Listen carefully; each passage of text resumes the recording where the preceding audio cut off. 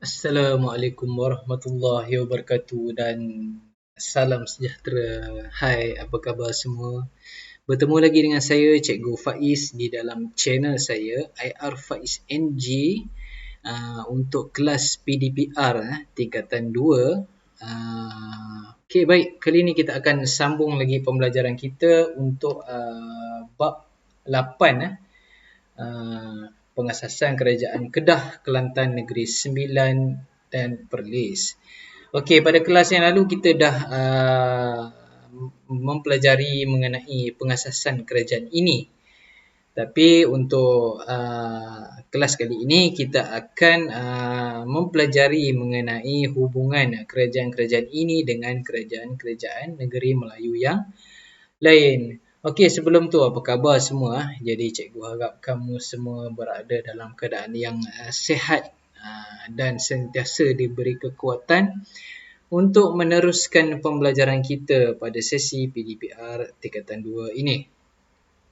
Okey, baik. Sebelum tu cikgu harap di hadapan kamu telah bersedia dengan buku teks kamu dan kamu boleh terus buka ke muka surat 146 kerana pembelajaran kita, apa yang cikgu sampaikan ini adalah berasaskan daripada buku teks kamu. Okey, kita akan teruskan pembelajaran kita pada hari ini. Okey, baik. Berikut adalah gambar orang pada zaman dahulu. Orang menaiki gajah. Dia gambar ni rombongan lah, kita kata rombongan utusan diraja kerajaan negeri Alam Melayu ke negeri-negeri yang lain. Banyak dah dia punya urusan-urusan pada masa itu. Mungkin menghadiri majlis-majlis tertentu ataupun ada urusan-urusan yang lain lah. Jadi kalau kita tengok pada masa itu orang dia menaiki gajah. Jadi pada masa itu tiada lagi kenderaan seperti kita pada hari ini. Jadi mereka menaiki gajah pada masa itu. Mungkin mengambil masa beberapa hari ataupun secepat mungkin untuk sampai ke mana-mana destinasi negeri yang hendak mereka pergi. Okey, baik, kita teruskan lagi. Okey, 8.2. Muka surat 146. Okey, seperti yang kita tahu, Kerajaan Kedah, Kelantan, Negeri Sembilan, Perlis dan negeri-negeri Melayu lain ni, dia sentiasa berusaha untuk memantapkan pemerintahan dia masing-masing dengan menjalinkan hubungan dengan antara kerajaan negeri-negeri Melayu ni lah. Jadi hubungan yang terjalin ni dia berasaskan dari segi aspek sama ada diplomatik ataupun perdagangan. Jadi ada tiga asas hubungan ini, iaitu yang pertama adalah keserumpunan, yang kedua adalah geografi dan yang ketiga adalah agama. Okay, kita teruskan lagi. Okey, pada peringkat awal dia asas hubungan dia ni adalah kerana hendak kukuhkanlah kedaulatan negeri-negeri masing-masing lah. Pemerintah ni dia akan hantar utusan dia ke negeri Melayu yang lain untuk dapatkan pengiktirafan kedaulatan kerajaan. Contohnya kerajaan Melayu Melaka. Contoh kerajaan Melayu Melaka ni lebih lama. Jadi ada kerajaan Melayu lain yang selepas daripada itu datang berjumpa dengan Sultan Melaka untuk mendapat pengiktirafan kedaulatan kerajaan. Tu contohlah.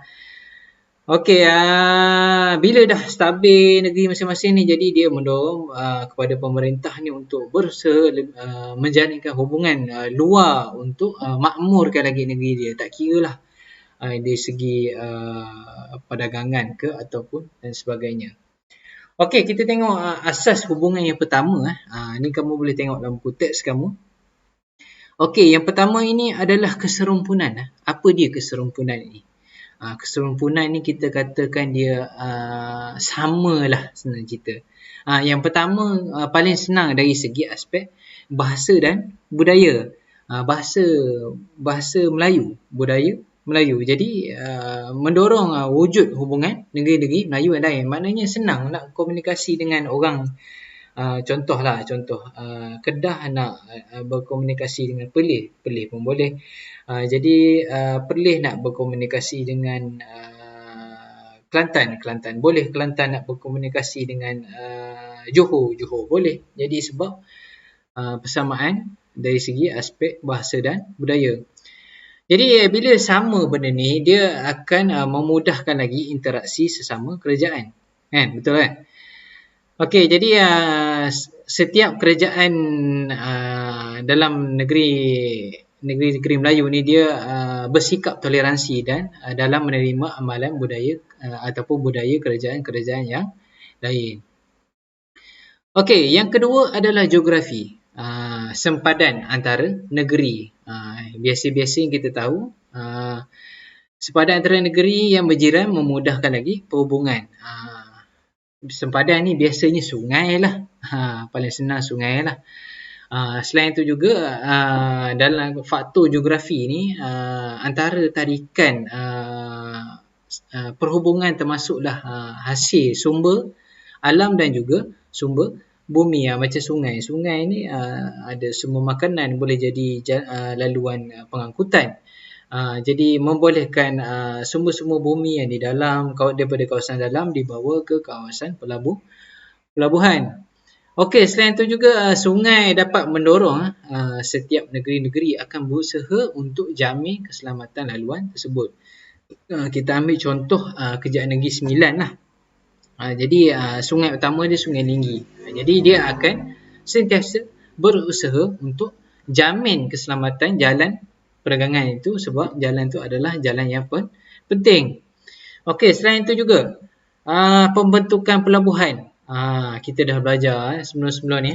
Kalau di mana contohnya? Okey, di Johor contohnya kan. Jadi dia ada beberapa pelabuhan yang wujud di sekitar sungai utama dia. Jadi ini menggalakkan lagi hubungan dengan negeri-negeri yang berjiran dan juga kuasa luar. Okey, yang ketiga adalah agama. Agama ni agama Islam orang kata apa, berlaku menerima penerimaan Islam oleh pemerintah. Okey, jadi masa tu pemerintah dia telah memeluk Islam. Jadi agama Islam ni mudah untuk diterima oleh masyarakat. Dia kukuhkan lagi dengan kegiatan keagamaan menerusi peranan ulama.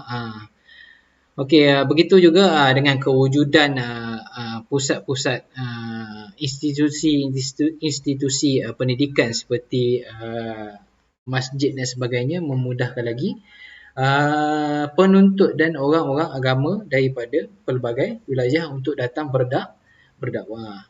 Okey, ini adalah contoh gambar masjid yang kamu boleh tengok dah ni. Ini di Kelantan Masjid Kampung Laut ni, dia dah pindahkan ke Nilam Puri. Ini sama je dalam konteks kamu pada muka surat 147. Cikgu memang ajar, memang rujuk buku teks kamu. Okey, dari segi hubungan diplomatik. Okey.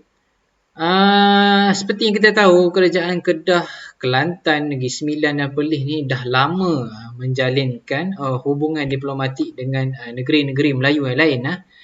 Jadi hubungan diplomatik ni dijalinkan menerusi pengiktirafan kerajaan Melayu yang lain, bantuan pertahanan dan juga perkahwinan diraja.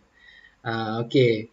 Kamu boleh tengok dalam konteks kamu pada muka surat 146.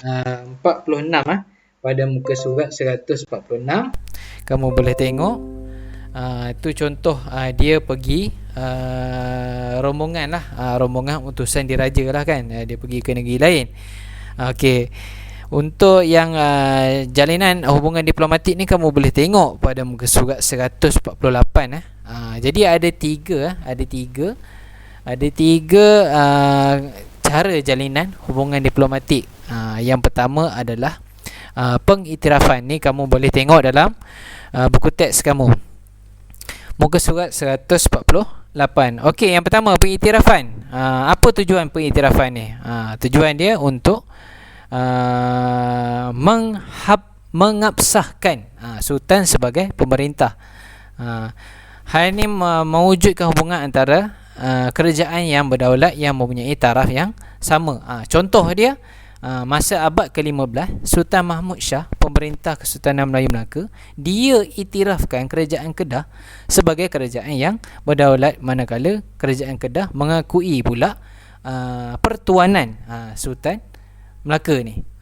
Sama juga macam pada tahun 1775 di Terengganu, Sultan Terengganu telah mengiktiraf kerajaan Kelantan yang telah disatukan di bawah pemerintahan Long Yunus. Kita dah belajar pada sebelum ni. Itu contoh pengiktirafan.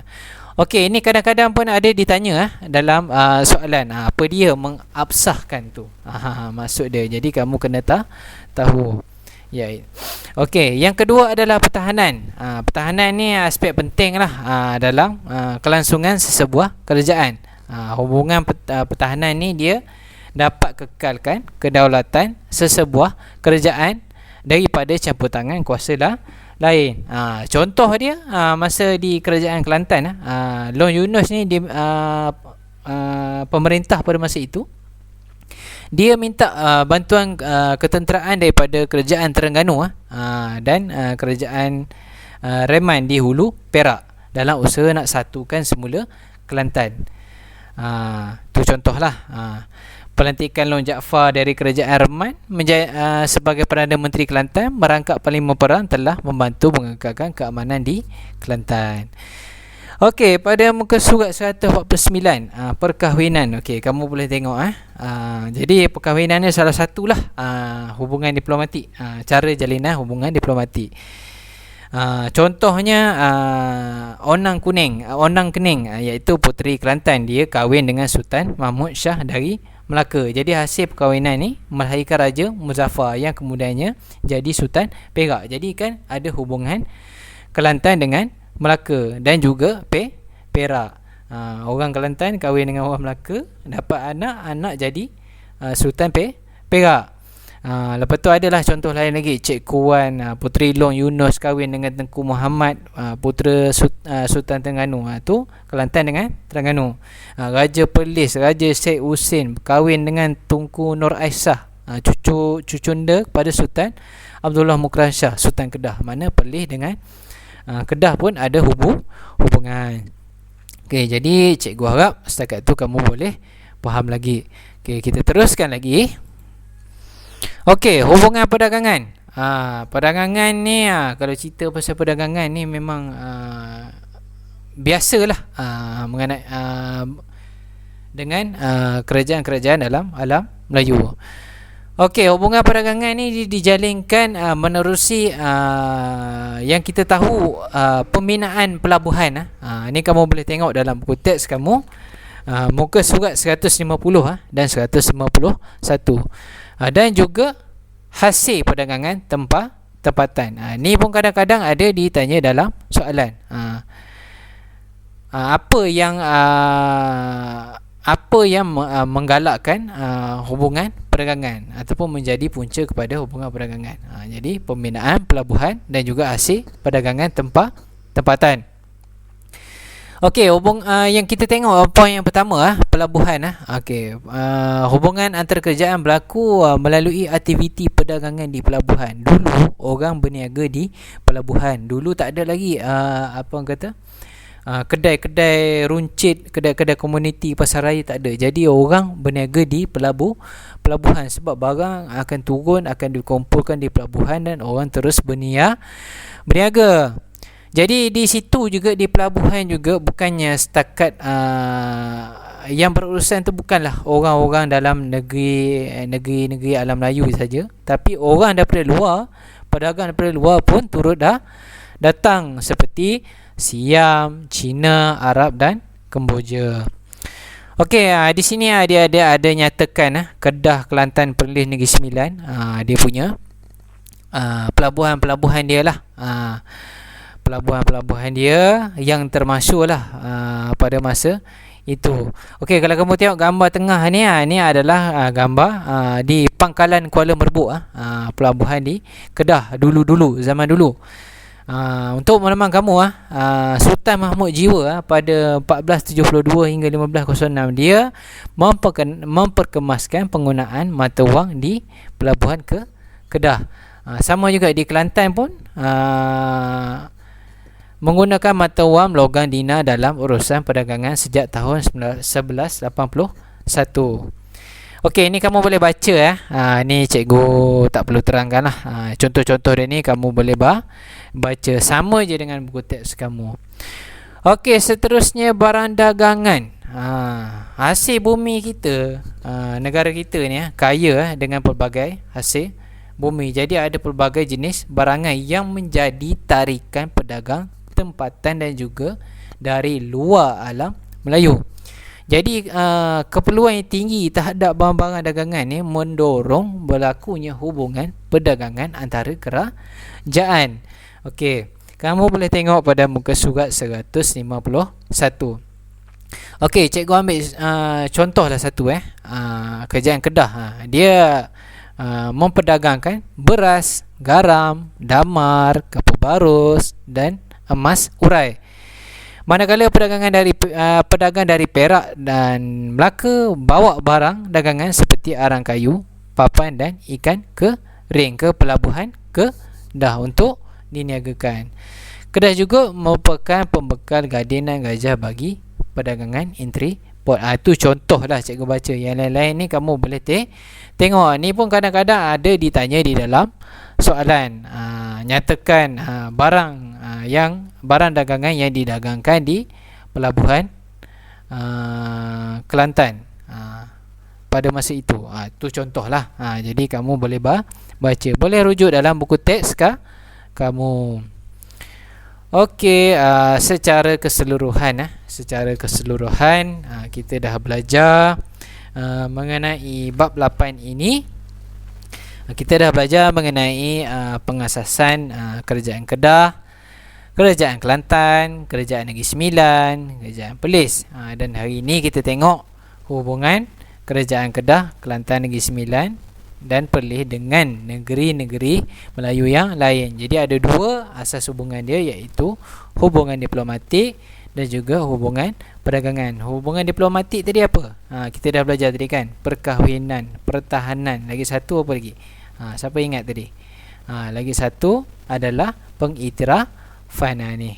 Jadi ada 3. Okey, hubungan perdagangan, pembinaan pelabuhan dan barang yang didagangkan.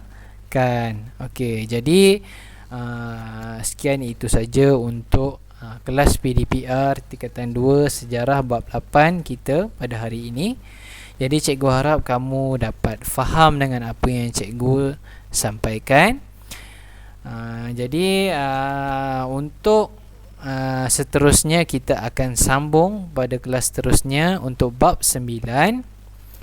Okey, jadi kepada pelajar-pelajar cikgu, sila lengkapkan pautan Google Form yang telah cikgu sediakan. Gunakan pengetahuan daripada video yang telah kamu tonton dan juga buku teks kamu untuk membantu kamu bagi menjawab soalan. Pelibatan kamu akan cikgu rekodkan. Jangan lupa like dan subscribe channel cikgu. InsyaAllah untuk kelas-kelas yang akan datang, cikgu akan tampil lagi dengan pelbagai lagi penerangan untuk tajuk-tajuk yang mendatang. Jadi sehingga berjumpa lagi. Terima kasih. Bye bye.